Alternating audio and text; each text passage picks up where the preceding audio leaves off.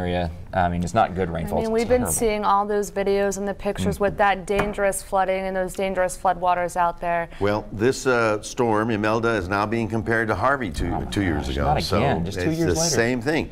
Harvey dropped 50 inches of rain for our new record. This thing in 3 days dropped 40 inches of rain. So everybody in East Texas, from Houston to Beaumont, having trouble this morning because of the massive flooding caused by the system.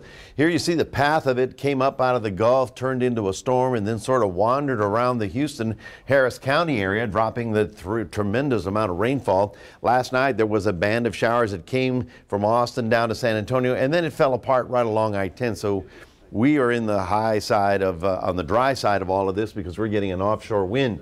But you can see how the storms have decreased in intensity. There's still a little bit of rain, but nothing severe. Here is Houston. There is I-10. There is Winnie.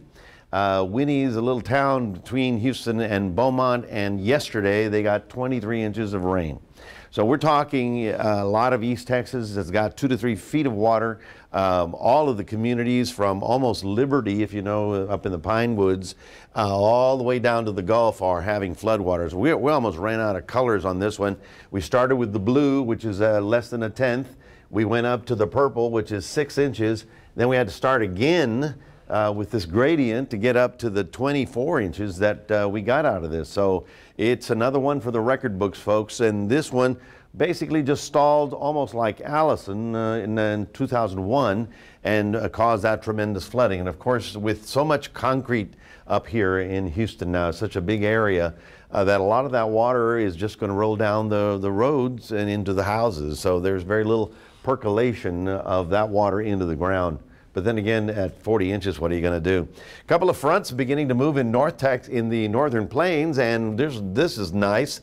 Big bubble of cool air finally rolling into the northwest.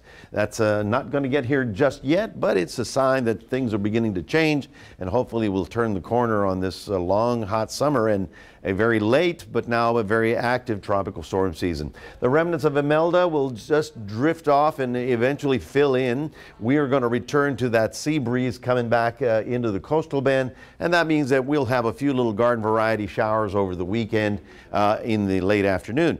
Other than that, the frontal system will move down into North Texas with some storms and pretty much stall right about there. So it's not here yet, but it's getting close. So there's hope on the horizon that will finally make it through the summer of 2019. So we are looking at 94 today with a stray shower possible over the weekend, getting down to 91.